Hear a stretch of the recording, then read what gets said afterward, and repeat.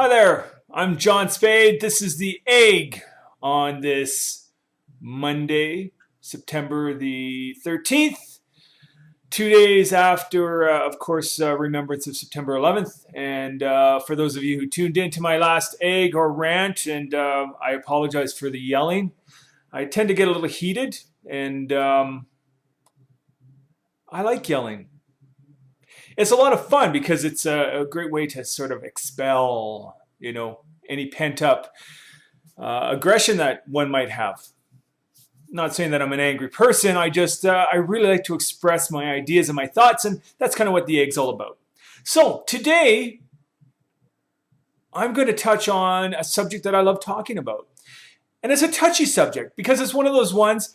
As a white Anglo-Saxon, when I dive into the realm of racism and activism, I'm automatically in a position where I can be perceived as potentially racist myself, because reality shows that I'm really not permitted to go into certain waters.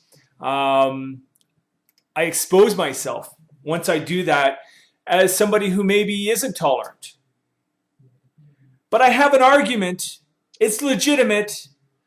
I'm not a lunatic like Glenn Beck, but there's some ideology that I need to get out that I think is relevant to what we're dealing with today, and how the lines are so grayed, and there's a bunch of groups across the board that all think they're right and all think they're justified in their actions and what they're doing. And it's funny how some people can really put a spin on it to say, you know what we're doing is okay because, well, we've been victims for a long time.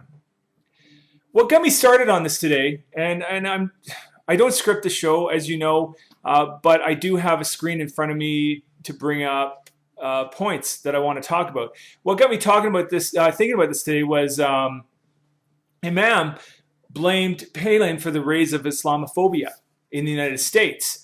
And it's a rather well-written article in the Calgary Herald today, and touches on Terry Jones, of course, that douche down in the States who got the idea to burn a Quran. I mean, seriously, grow up. This is like the stuff that you see in schoolyards. Anyways, I'm not going to get onto that because I don't want to give this guy any more attention than he needs. Most papers these days have an area where people can leave comments after the article they read. So there's this guy, and I read it, and I was like, my jaw dropped. And I go, this guy, he's some white idiot, ignorant redneck that makes the rest of white people look really stupid. So after you read the whole article and you get to the bottom, and his comment is, yeah, Islamophobia has nothing to do with the fact that two jetliners are rammed into buildings, and every chance they get, these people are burning flags and effigies.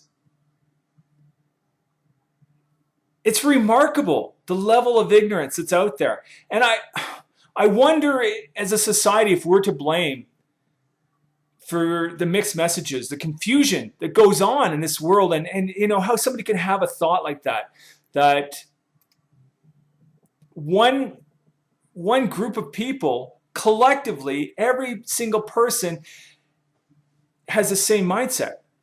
So to look at a Muslim person, and there's a lot of them in the world, and say that they all have the same mentality and they're all out to get us, it's ridiculous. It defies any kind of logic. And I'm really at a point now where I kind of go, when do we get past all this religious stigma and start acting as human beings? You can have your beliefs, you can have your ideologies, but why do you use it as a crutch to excuse away bad behavior? I'm going to pick on everybody today.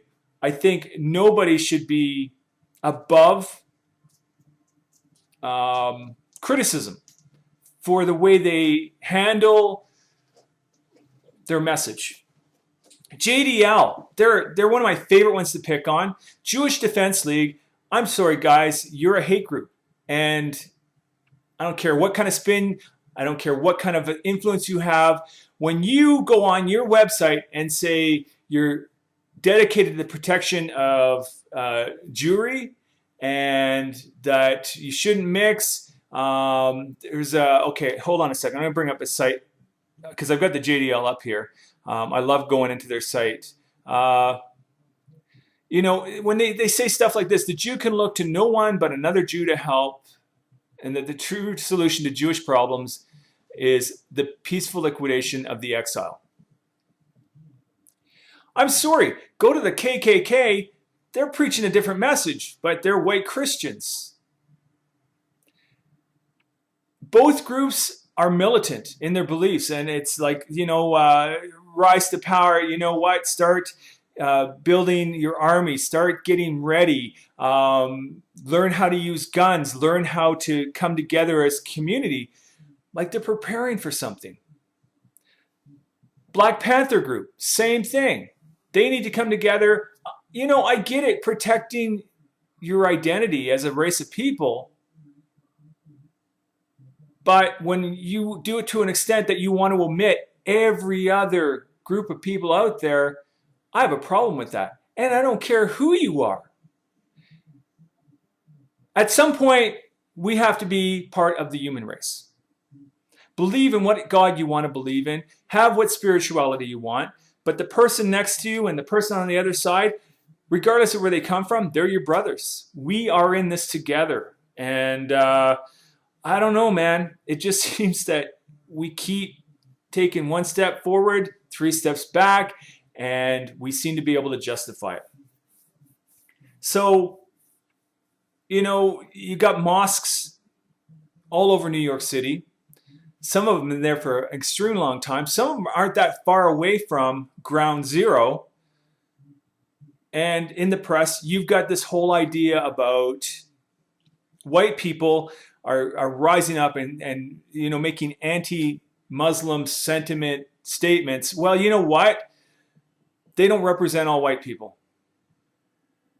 There's 245 million citizens. I believe that's the count, somewhere in that area in the United States.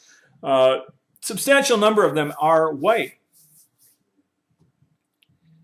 You get a few hundred people showing up to demonstrate, to sort of say what they need to say. They're definitely racists. Nobody's going to argue that point. They don't speak for everybody. And I think that's kind of where I want to go. That's my point. It's small factions in every group.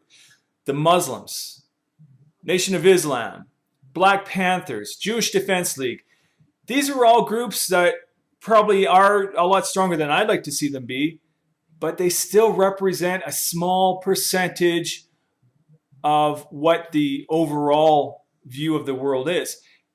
There's hate out there. Nobody's going to argue that point.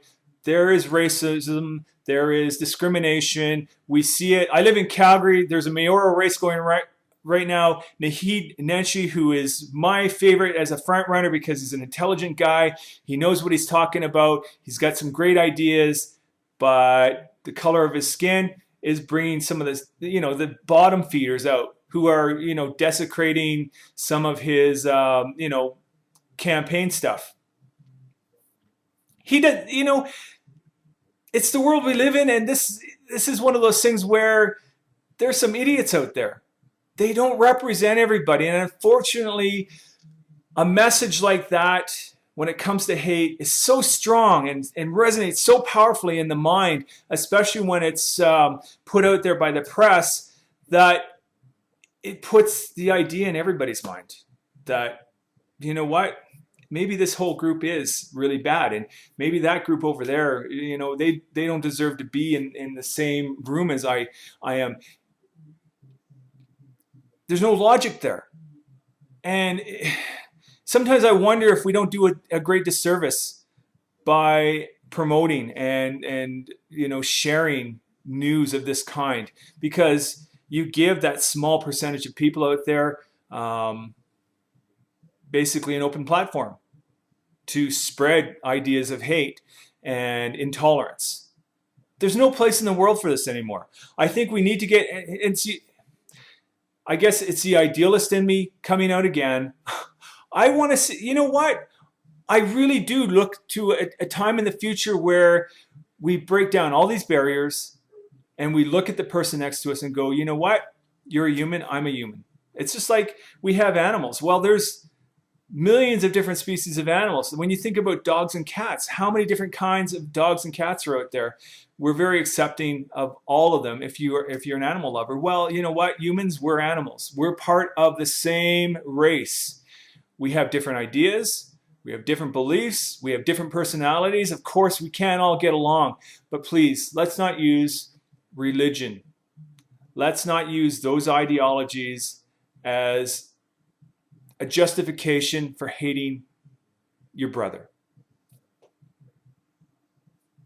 That's my thing today. I'm not really angry. I try not to yell, so hopefully there's nothing hurting the ears. And if you've tuned in this long, I thank you for watching. Bye-bye.